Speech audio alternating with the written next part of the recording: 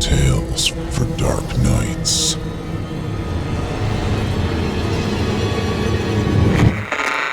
Want to make sure you never miss a Chilling Tales for Dark Nights video again? Be sure to subscribe and hit that bell to turn on notifications. Hey friends, it's me again. You know what's really easy to do and even easier to forget? Help me out and hit that like button if you're listening on YouTube. If you're listening somewhere else, what the hell? Pop in and give me a thumb. Say hi while you're at it. Helps me a ton with that damn algorithm. And besides, it's always nice to see you there. All right then, let's hop on that crazy train. All aboard!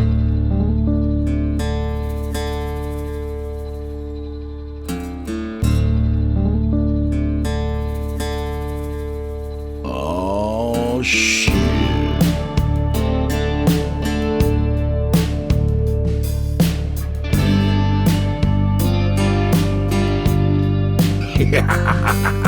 I see you there. Welcome back, friend. And have we got a lot to celebrate today? All right, let's begin. It's Action Day for tolerance and respect between people. Got that covered. Who's more tolerant than your old pal Drew? Let's see. It's also the International Day of Multilateralism and Diplomacy for Peace. Seems pretty peaceful to me out there. I think that one's going off without a hitch. Anything else I'm missing, Chester?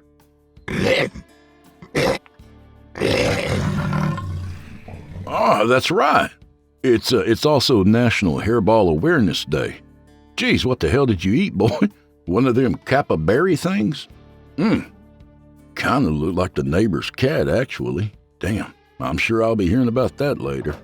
Anyway, come on in, friend. We'll let those special interest types do the celebrating tonight. Me, I'm on the clock. All right. So check out simplyscarypodcast.com and become a patron.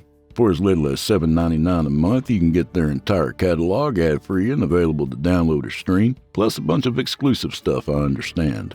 Also, check out patreon.com/DrewBlood sometime, huh? I'd really hate for you to spend your hard-earned money on someone else, you know. Anyway, tonight we welcome back our old pal, W.B. Stickel. He's been a busy boy defending the nation and whatnot, but now he's back in full force. In this one, a writer and his wife are settling in for the night at their remote Arizona home. It's late, it's hot, but there's music drifting in through his bedroom window, and he just can't place the tune. So without further delay, from author W.B. Stickel, I give you A Minor Disturbance.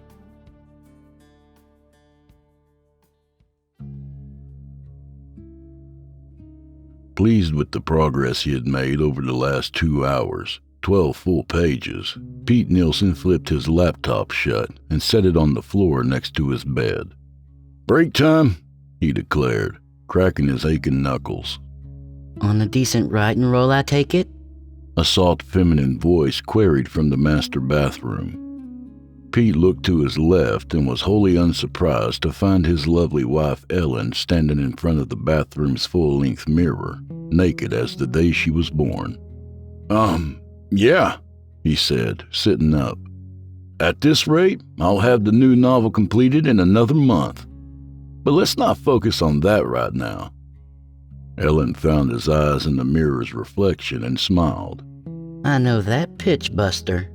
Normally I'd say hell yes, but I just worked a double at the Copper Queen, and I'm too damn tired to be any fun. The Copper Queen was the tavern in nearby Bisbee, where Ellen worked as a waitress and sometimes tended bar. Due to worker shortages, she often had to stay for back-to-back shifts on Friday and Saturday nights. Not sure what you mean, Pete said innocently. I'm just admiring my wife's lovely body, that's all. After putting her shoulder-length salt and pepper hair in a bun, Ellen turned off the bathroom light and strode across the bedroom to her side of the bed. Hey, at 53, I'll take it, she said, as she slid beneath the single sheet already covering Pete's legs. That's not very fair, you know, Pete said, grinning. What isn't? You're not wearing any jammies. Too warm, she said, which was true.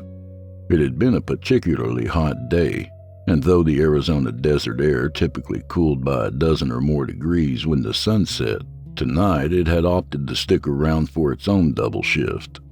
You complaining? Not at all, said Pete. We'll do naughty things to each other in the morning. Yeah, we will. Just not too early. And after coffee, of course. Mm-hmm. Ellen mewed. Now that's my kind of foreplay. She turned on her side, facing away from Pete, and switched her bedside lamp off. All right, baby, Pete said, giving her a quick peck on the cheek. I'm staying up a bit to do a little more writing. Is the light from my lamp going to bother you? No light's going to stop this sleep train. She responded drowsily. You go right ahead and... She abruptly stopped speaking, and Pete watched her entire body spasm. Before he could think to ask if she was okay, she was prone to nighttime leg cramps. She sat up, exposing her breasts, and exclaimed, Pete, what's wrong with Vince? Taken aback, Pete swung his gaze to the bedroom doorway, where their chocolate lab Bentley lay on his belly, fast asleep by the looks of it. What do you mean? He's over by the door minding his own business, like he's been for the last 3 hours. Ellen's face bunched up with confusion, and her upper half melted back into the mattress. Oh, Jesus. I could have sworn I heard him howling outside. No, Pete said, watching the dog inhale and exhale. He's right there, snoozing away. I'm looking right at him. Damn, babe, you really are out of it. The sheet near the bottom of the bed twitched, and he felt one of Ellen's feet tap playfully against his knee. Hey, cut me some slack, Buster. I worked my tail off today. I know you did, but that was weird. It was like you fell asleep and started dreaming while you were talking to me. Tells you how tired I is. Ellen said, pulling the sheet over her chest. I'll change my mind. Why don't you shut that light off and fall asleep with me? Pete glanced down at the floor where his laptop sat, waiting like a loyal pet. Soon, he said. I've still got a few more pages in me, and I don't think I can rest until I get them out. Ellen's left shoulder bounced up and down. Suit yourself. An hour more and that's it, Pete assured her. Promise. He leaned over to give her a final peck on the cheek, but halted when he noticed a thin hardcover book sticking out from beneath her pillow. What's this? He said, and gently dislodged a jacketless book. New memoirs, perhaps? Or celebrity autobiography? For reasons all her own, Ellen almost exclusively read memoirs and autobiographies. Look a little closer, she muttered. Pete examined the words printed on the book's buckram cover. The Thief of Always? He said, beaming with wonder. In the 29 years they had been together, she had never once shown interest in any of the books he owned. When did you start reading Clive Barker? Nuh-uh. Ellen murmured. Less talky, more sleepy. Ask me again in the morning. Pete opened the book and flipped through the pages until he reached the author's artistic rendering of Rictus and Karna, his two favorite characters in the YA masterpiece. Will do, he said, admiring the strange artwork. Now get to sleep, you silly goose. When a few seconds passed and no response came, Pete checked the woman's status and found that she was out cold. Good for you, he thought, as he closed the book and exchanged it for his laptop.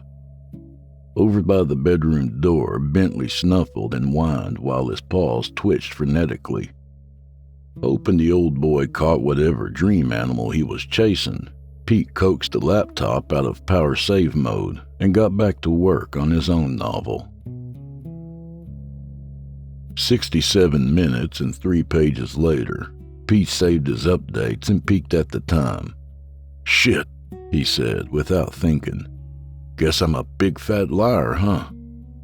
Next to him, Ellen rolled onto her back and babbled a string of unintelligible words. Sorry, Els, Pete whispered. Go back to sleep. The suggestion seemed to penetrate her dozing psyche, because she immediately flopped onto her side and resumed that circadian breathing thing people did when they entered pre-REM sleep. Chastising himself for being so absent-minded, Pete shook his head and tucked his laptop into the narrow gap that lay between the bed and his nightstand. He was about to turn off his bedside lamp when he noted that Bentley was no longer lying in the bedroom doorway. At some point in the last hour, the dog had relocated himself to a spot of carpet near the foot of the bed and presently sat with his ears perked up and his snout pointed toward the bedroom's sole window. "What is it, boy?" Pete whispered. The dog's tail thumped twice on the carpet, but he didn't take his eyes off the window. Pete frowned. "Something out there?" Bentley looked up at him and whined before doing 3 circles and curling up in a ball. "Okay, weirdo," Pete said quietly. The dog harumphed at that and closed his eyes. Pete stared at the animal for a trice, then whispered good night to the old boy and switched off his lamp. In the ensuing darkness, he scooted down the mattress and rolled onto his side, facing his wife. On any other night, he would have pressed himself against her to see if she was feeling peckish, but since they already had that scheduled for the morning, he simply shut his eyes and waited for the Sandman to come calling. To help speed up the process, Pete did as Ellen recently suggested and engaged in a little mindful breathing. While he had never previously put much stock into new agey stuff like mindfulness, Ellen talked him into giving it a try after a recent nightmare made it difficult for him to fall asleep for 3 straight nights. Although his first couple of attempts at it went poorly, Ellen gave him some concentration honing tips that helped keep his mind from wandering. Thereafter, he was consistently able to nod off within 15 minutes of closing his eyes. Hoping the technique worked even faster tonight, Pete zeroed in on his inhalations and exhalations and called to mind the most boring thing he could think of: Ben Stein discussing voodoo economics in Ferris Bueller's Day Off. When that eventually lost its sway, he switched to counting sheep, an oldie but an effective goodie. A warm drowsiness began to creep over him as he approached triple digits. He was on the verge of drifting off when his ears noticed the music. Music? He thought, coming back to full consciousness. Curious if he had imagined it, Pete kept his eyes shut and listened closely to the Arizona night. Sure enough, there it was, a faint yet rhythmic sound, floating through the bedroom's open window like a slightly noxious smell. "Music out here? At what?" Pete said, checking the digital clock on his nightstand. 11:37 p.m. it read. In most of the other places he had lived in his life, all cities or suburbs of cities, the sound of music near midnight on a Saturday evening wouldn't have struck him as all that peculiar. Those places had been rife with people, and people were inherently noisy. Where he and Ellen currently lived, on the other hand, was a different story.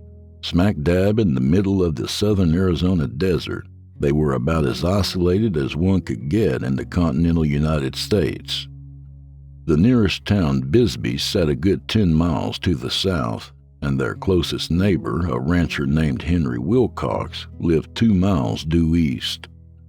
The only noises they heard this far out came from the local wildlife, the screeches of hawks and vultures during the day, foxes and coyotes at night. What was presently coming in through the window was none of those. "Fuck," Pete said quietly, knowing full well that his brain wouldn't allow itself to rest until he satisfactorily sussed out why he was hearing music way out here in the middle of nowhere. With a subdued grumble, he sat up and resumed listening to the night. The music droned on, soft and melodic and very far away, miles and miles away maybe, which he supposed was possible given the flatness and aridity of the surrounding landscape. He recalled seeing a documentary on wolves that posited a wolf's howl could travel up to 10 miles over open terrain. Why then, he reasoned, shouldn't music be able to do the same? This in mind, Pete reckoned the sound might well have been coming from Henry Wilcox's ranch. In fact, as he was considering this, a recent memory broke free of its cerebral moorings and took center stage in his mind. The memory of his last trip to the hardware store in Bisbee, during which he had run into Henry while perusing the plumbing aisle. After they had exchanged the normal pleasantries, Henry had blathered on about some end-of-summer bash he was throwing in the coming weeks, a claim backed up by all the audio-visual supplies in his cart.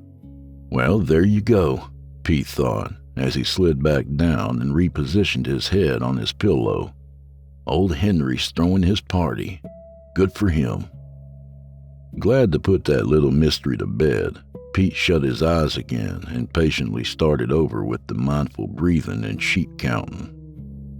He had barely cracked 30 when a series of random images flickered in his mind's eye. Him and Ellen sitting on an unfamiliar beach, Ellen pointing and laughing at something near the horizon. Pete walking across the Arizona desert by himself with vultures circling high above, dead animals littering the streets of Sierra Vista, hollow-eyed children staring at him from their hospital beds, Bentley thrashing about on the living room carpet, his brown coat having turned black as night. No, Pete growled. not this shit again. Not now. More images came, each more disturbing than the last. When the final one came and went, Pete reached up and began massaging his temples. This was how it usually went when the left-field images assailed him. A couple of bursts, typically at night as he lay in bed thinking about the day. Then a trickle more, and that was it. On occasion, they went off script and struck during the daytime, while he was filling his gas tank or waiting in line at the grocery store, but those were few and far between. As far as Pete could tell, these image bursts were directly linked to his insomnia-inducing nightmare, arriving as they had on the heels of that awful reverie. Initially, Pete believed them to be a daydream version of what occurred in the big nightmare, but he changed his tune after the second time they struck, as it became clear that they were more like repressed memories. Only these were false repressed memories, because none of what occurred in them had actually happened. Venting an exasperated sigh, Pete, for the third time, focused on his breathing. In through his nose, out through his mouth. In, out. In, out. He pictured a single sheep in his mind and was about to resume counting when the music grew slightly louder. It was only by a few decibels, but it was discernible enough to make the sheep disappear. "God damn it," he said, ears homing back into the sound. Ellen muttered an indecipherable response. Ignoring her, Pete listened as hard as he could to the music, to see if he could place its genre. If he could at least do that, maybe his brain would let it go and finally allow him to get some sleep. If only, he thought, as the music persisted. There was a definite repeating melody to it, with small variations in tone. Pete's gut told him it was probably some flavor of country, since Henry fancied himself a cowboy, despite owning no livestock. And everyone knew if you were a cowboy, then you listened to country music. Personally, Pete had never understood the twangy genre's mass appeal. Aside from the occasional Johnny Cash and Patsy Cline ditty, his tastes ranged from heavy metal to good old-fashioned rock and roll, bands like Creedence Clearwater Revival, The Doors, and Black Sabbath, or on the slightly heavier side, Slayer, Metallica, and Anthrax. What he was hearing didn't sound like any of those. What his ears detected was too cyclical, too subdued, and if he wasn't mistaken, it was fading, decibel by decibel. growing quieter every few seconds. After a minute, it slipped beneath his low-level tinnitus, such that Pete could no longer hear it. Wondering if the song had simply ended, he waited to see if another song started up, but none did. Thank God, he thought. Pete listened a short while longer before cautiously returning to his sheep counting. This time, the Sandman was waiting for him. He hadn't even reached 10 when the sleep god blew sand in his eyes and ushered him off to dreamland. Sometime later, a klaxon-like noise ripped Pete from a most unpleasant dream. Jesus! He exclaimed as he sat bolt upright. What the hell's happening? His panicky eyes darted all about the darkened room, searching for the sound's origin. Unable to pinpoint it, Pete reached for Ellen's arm to see if she knew what was going on. Ellen, he started to say, but went quiet as it dawned on him that there was no blaring klaxon. The noise that woke him was a mere figment of his imagination, something his dozing mind had fabricated to rouse him from the unpleasantness of his dream, the details of which were already slipping away. He knew there had been fire, a lot of it, resulting from something like a nuclear blast. Everything else was a big fat blur. Hell's bells, he said, reclining against the bed's headboard.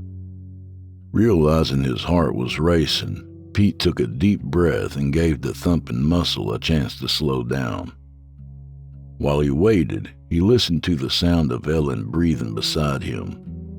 Her respirations were as strong and steady as they had been before he fell asleep. Relieved his outburst hadn't disturbed her, Pete moved his focus to the bedroom window and what lay beyond that darkened rectangle. The music was back, he noticed, only it was a smidge louder than before, as if Henry had decided to play a new album and crank it up a tad.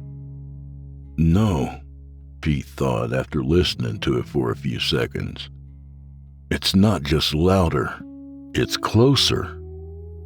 Unsure what made him think so, Pete closed his eyes and concentrated on the music. Within a half minute, his gut convinced him that it was in fact closer, which meant it wasn't coming from Henry's ranch after all. So where then? Pete inquired with a scowl. He supposed it might have been coming from a vehicle parked on North Juniper, the small road he technically lived on, despite it sitting a quarter-mile away from his recessed homestead. There were several scenic overlooks up there where teens from nearby Bisbee and Sierra Vista often convened to hang out, listen to music, and get high. It was conceivable that a car with a decent stereo had parked at one such overlook before moving on to a nearer one. If that were indeed the case, teens up there hanging out, listening to music, Pete was okay with it. He'd gotten up to his fair share of mischief in his youth. Why shouldn't they? As long as they didn't venture down his long driveway, they could get up to all the mischief they wanted. There, Pete whispered. Mystery solved. Again. Confident he had sufficiently solved that part of the mystery, Pete went back to deciphering the music genre. He couldn't say why, but doing so was very important to him. He listened for 5 more minutes and concluded that it wasn't country or rock, nor was it blues, jazz, or bluegrass. It had more of an electronic, repetitive feel to it. Industrial maybe, like Ministry or 9 Inch Nails, or some arcane offshoot of techno, possibly EDM or house. Nettled that he still couldn't say for sure, Pete eased himself out of bed and skulked his way through the house to the kitchen. A notoriously light sleeper, Bentley perceived his master's movements and dutifully trailed after him. "Oh," Pete said when the dog brushed by him. "You must be thinking it's treat time for some reason." He flipped on the kitchen lights and found the old boy sitting in front of the pantry's closed double doors. "Yep, that's what you're thinking." Bentley swapped a paw at the left side door, knowing full well that his jar of milk bones sat on the other side of it. Pete edged past the dog to the refrigerator and opened the door. "Sorry, pal, it's too late for that." He peered inside the fridge and extracted the lemonade pitcher he had mixed up earlier. "Call me crazy, but lemonade always sharpens my senses, and I need them sharp to help me figure out this music business." Bentley regarded him with a vapid stare. "All right, you got me," Pete said as he poured himself a glass. "I'm full of shit. I was just thirsty and wanted some lemonade." He guzzled the glass's contents, placed the glass in the sink, and returned the pitcher to the fridge. "That's better." Bentley whined at Pete and stood in his way. "Standing your ground, eh?" The dog's tail wagged hopefully. "Fine," said Pete, caving in and retrieving a milk bone from the pantry. He dropped the biscuit onto the kitchen floor and headed back into the bedroom. Bentley made quick work of the treat and followed Pete into the room, curling up near the foot of the bed. "Gotta get some shut-eye," Pete whispered as he got himself resettled in bed. "But first," he trailed off there and listened to the music. He had barely fixated on the droning melody when it abruptly loudened, startling him so badly his whole body spasmed. "Son of a bitch!" he cried, clutching at his bedsheet.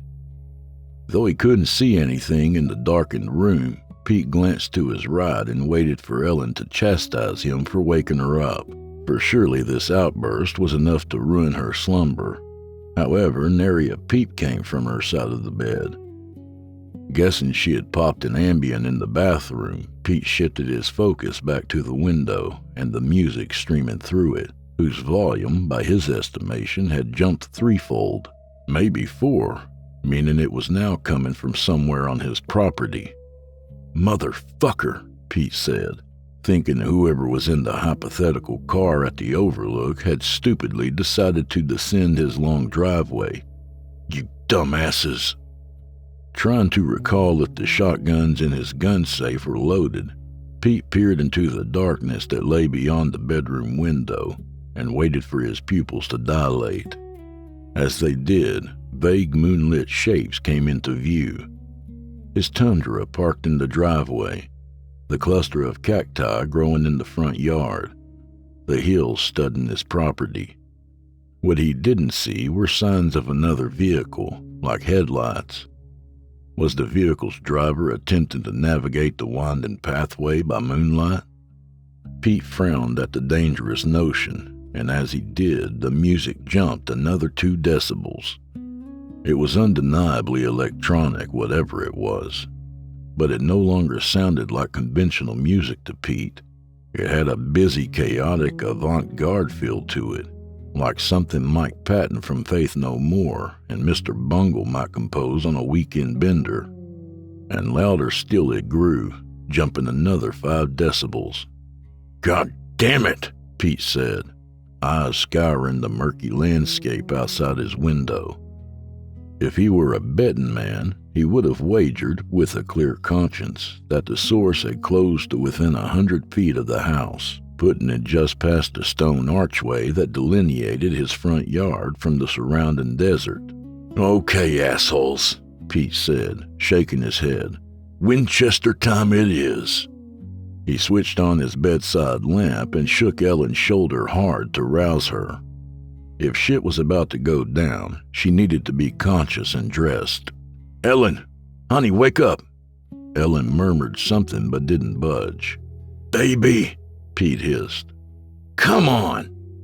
He went to shake her again, but her skin seemed to change under his palm, going from soft and warm to cold and rubbery. "Ellen?"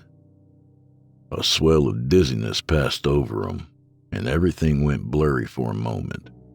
Then it cleared up, and the black dots began to appear. At first, Pete thought he was imagining the dime-sized circles, but one after another, they continued popping up, covering his hand, arm, and shoulder. "The fuck is this shit?" he whimpered, as they spread across his chest and traveled down his abdomen. Aghast, he tore the sheet off his lower body and looked in horror as a hive of them extended to the halfway point of his left thigh. His eyes darted to his right leg, but none of them were there. Fearing for his pelvic region, he squeamishly lifted his underwear's elastic band and peeked at his genitals. The dots were there too, dappling his penis and testicles. Christ! He said, as his mind grasped for a reasonable explanation. He'd have said rash or infection, but the dots were perfectly round, and nature just didn't roll that way. He supposed he could have been dreaming or hallucinating it all, except what he was experiencing seemed too vivid and real to be either of those. Was it conceivable, then, that he was going crazy? No way, Pete said, certain that crazy people never asked if they were going crazy. Only sane people did that. The faux music's volume jumped once more. Convinced the sound was coming from right outside the window now, Pete shot a look at Bentley and called out his name. Bentley! Bentley boy! Look at me! The dog lifted his head and gazed up at Pete. His tail simultaneously thumped twice on the carpet. By and large, Bentley was a friendly, well-mannered animal who rarely showed aggression towards other people. The expensive obedience classes Pete had enrolled him in had paid off nicely in that regard, as had the additional personal protection course, which taught Bentley to defend Pete and Ellen from potential aggressors via special verbal commands taught in German, so Bentley didn't get confused by inadvertent conversational terms or commands issued by those aggressors. Achtung! Instructed Pete. Bentley snapped to as he had been instructed, with his ears at the ready. Guter Hand! Pete said, and blinked his eyes. In the span of time it took for his eyelids to come together and split apart, a very strange thing happened. Bentley moved from his spot near the foot of the bed to the spot right next to Pete by the nightstand. He did not walk the 8 feet that existed between the two locations, nor did he run or pounce. It was like he had teleported himself. Moreover, he was chomping on a new milk bone. How did you do that? Pete said, as the faux music spiked a 4th time.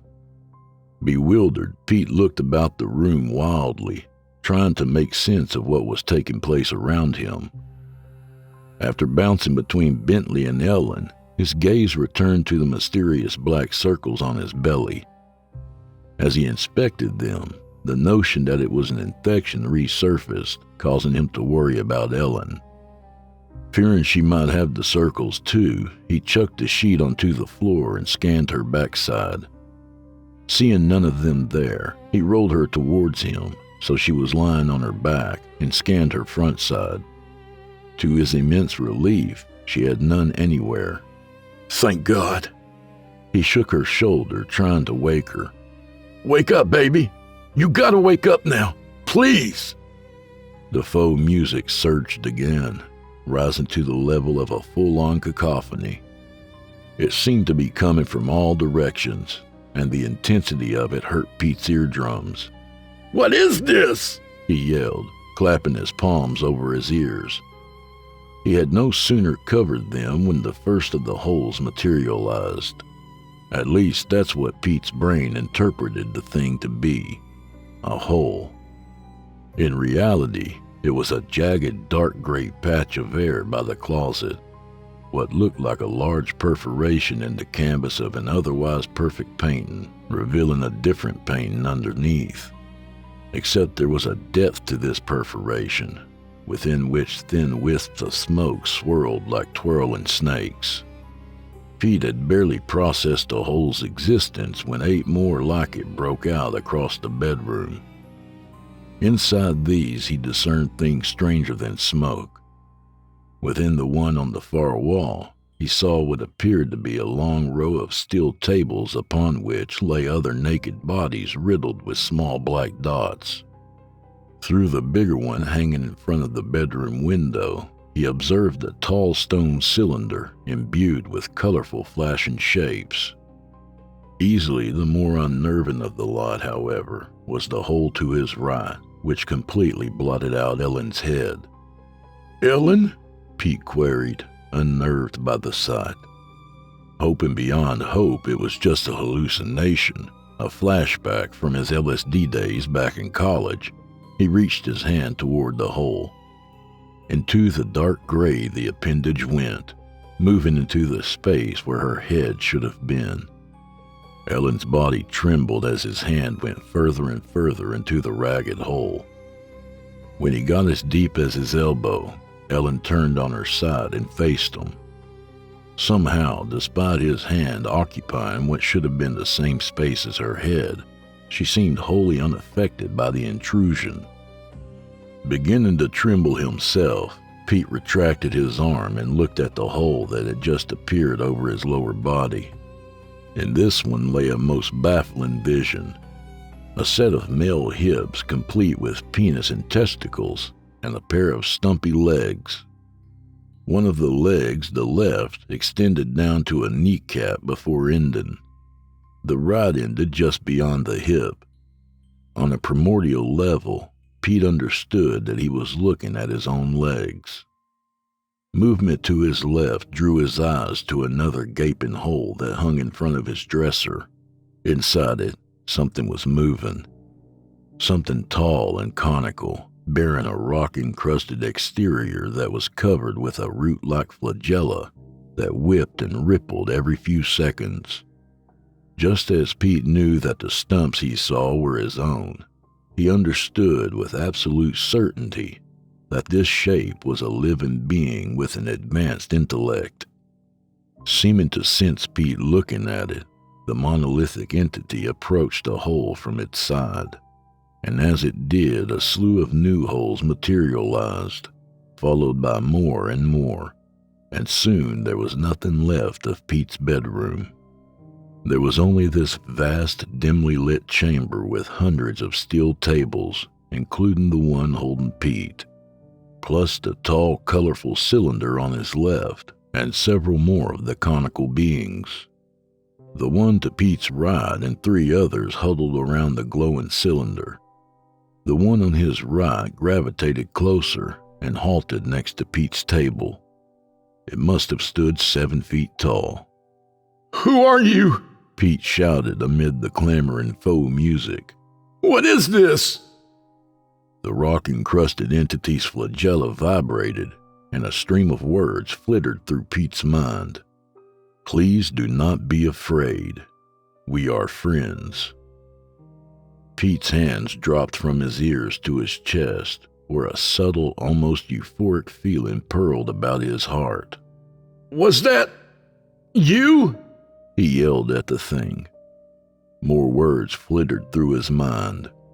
Yes, it is the easiest way for us to communicate. All at once, the blaring noise he had mistaken for music ceased, replaced by a portentous silence. I don't understand, Pete blurted out.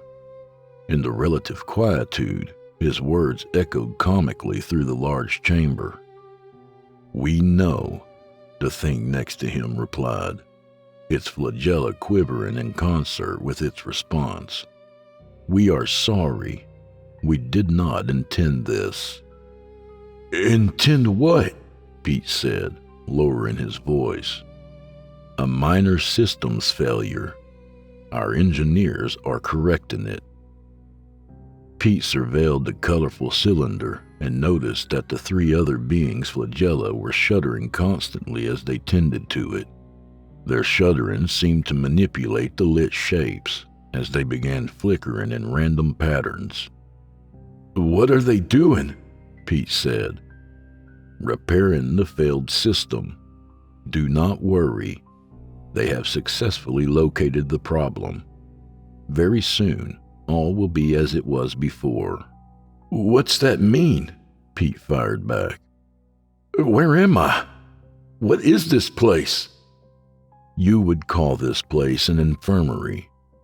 There was an accident. We conducted an experiment on your atmosphere. It caused a great fire. Most of your people perished. We regret this happening. It was not our intention." A voltaic sensation whirred in Pete's head, and he suddenly remembered that he was a truck driver, not an author, and lived in a crappy trailer in an even crappier trailer park. He remembered that he and Ellen had divorced because neither of them could stay faithful while he was on the road. He remembered her visiting the trailer park the day of the Great Inferno. They'd been sitting on the trailer's rickety steps, discussing how they wished they had done things differently, when the sky turned a pretty shade of pink before bursting into flames, from which came a lethal hail of meteor-like projectiles that rained hell upon the earth. One such projectile landed in the trailer park. Pete remembered his legs catching fire and watching Ellen's body combust. After that, there was nothing. "Everything was destroyed," he said. He surveyed the multitude of other tables in the chamber, each holding another injured human like him. He glanced to his right. About 10 feet away was a similar table, holding a man with no arms. The rest of him was covered in black dots. "What are those?" Pete asked. "Sensory interfaces, to enhance the illusion we constructed for your resting vessels until we have achieved restoration." "Illusion? What do you... Wait. Are you saying we're in the fucking Matrix? Elon was right?" The rock-encrusted entity's flagella oscillated thoughtfully. The popular cinematic contrivance about sentient machines using humans as power supplies. We comprehend your confusion. No, we have created a mental illusion designed to heal and incubate as we repair the damage we caused. Pete vented a humorless laugh and searched the nearby tables for Ellen and Bentley. "What about my ex-wife and dog?" "We are sorry. They both perished in the aftermath of our error. We do not possess the technology to reconstitute them." "They're dead?" Pete gasped. Before it could answer, the colorful cylinder began emitting a high-pitched screeching sound that quickly filled the massive chamber. Pete saw that it had started to spin, and its lights had begun to blink in unison. The three creatures standing near it backed away. Eyes welling up with tears, Pete watched helplessly as the cylinder continued to spin faster and faster, while its multicolored shapes morphed into one solid white light. "Please do not hate us," the nearest creature implored. "The illusion is the best we can offer you until your planet is mended. In the future, we hope to offer our regret and forge a lasting friendship. Sleep well, Pete Nielsen." Pete tried to tell the creature not to count on human forgiveness, but his eyes closed before he could get it out. A beat later, the illusion reconstituted itself around him. Somewhere in the Arizona night, a coyote howled mournfully. "Ellen! Bentley!" Pete cried as he sat up in bed, pulse pounding, eyes squinting at the glow from his bedside lamp. He had been having an intense dream, but the specifics of it were nebulous and fading by the second. It had to do with fire, that much he knew. Fire and coyotes howling, and some surreal shit about the world enduring an unthinkable calamity. Supposing it wasn't important, Pete glanced down at his thighs and observed that his laptop was still perched there. Glad he hadn't thrown it onto the floor while he was sleeping, Pete saved the document he was working on and stowed the computer under the bed. Drifted off in the middle of writing again, eh? Ellen murmured. She was lying on her back, struggling to keep her eyes open. Shit, baby, Pete said. I didn't mean to wake you, No, she replied. you just shouted my name. He scrutinized her lovely face, with its crow's feet and age lines and characteristic half-grin. The sight of her there in that moment was strangely comforting to him, though he couldn't say why. Hey, are you okay? Absolutely. Ellen said. Her eyes closed, and her chin sagged towards him. She was out. A snuffling noise from across the room drew Pete's gaze to Bentley's bed, where the old pup lay on his side, his front paw twitching away like it was tapping out Morse code. Pete smiled at this. Bentley was a good boy and a good friend. He was fortunate to have him and Ellen in his life. Turning off his lamp, Pete yawned and nestled his head into his pillow. What a stupid, silly dream he had been having, he thought. Why he had even been dreaming something like that, the world going very wrong, he couldn't imagine. He had the perfect wife, the perfect dog, the perfect career. What could have possibly been wrong with the world?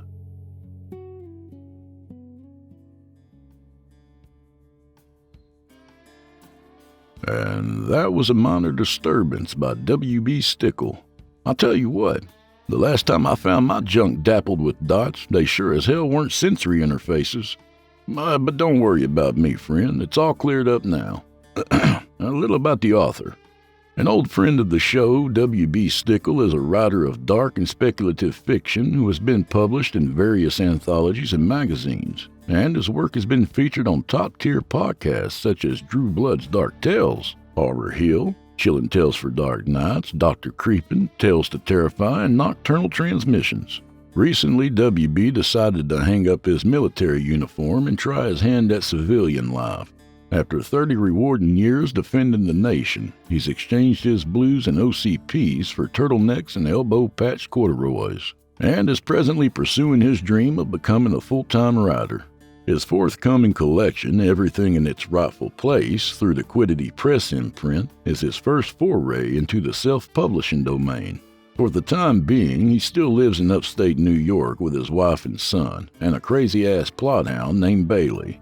Keep an eye out for his website, wbstickel.com.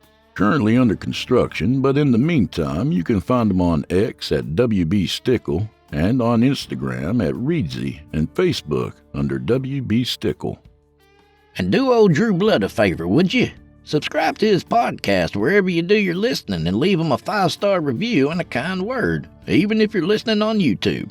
He needs soldiers on all fronts to win this battle, and he appreciates it. To hear a premium ad-free edition of tonight's and all the other episodes, visit simplyscarypodcast.com today and click Patrons in the upper menu. You'll find yourself at chillintalesfordarknights.com, where you can become a patron for as little as $5 per month and get access to their entire audio archive, all ad-free and available to download or stream. Thank you for your time and for supporting our sponsors. When you support our sponsors, you support this show. If you happen to use Facebook, Twitter, Instagram, or YouTube, you can follow and subscribe to Chillin' Tales for Dark Nights there, where you'll get all the latest updates and new releases, and have the chance to interact with them each and every week. Oh, and you can find Drew Blood on Facebook and Instagram, and sometimes Twitter. The Drew Blood's Dark Tales podcast is accepting submissions, friend. If you've got a story or two you'd like to be featured on the show, send it to drewbloodhorror@gmail.com. If selected, you'll get the full treatment, 10 bananas.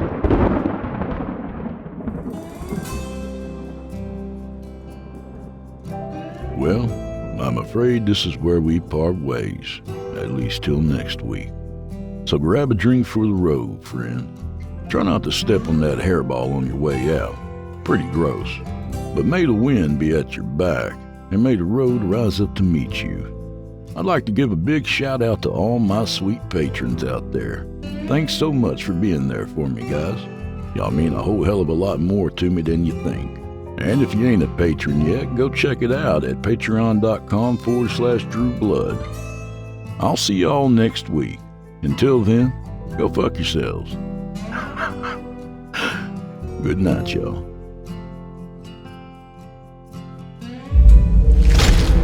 Chilling tales for dark nights.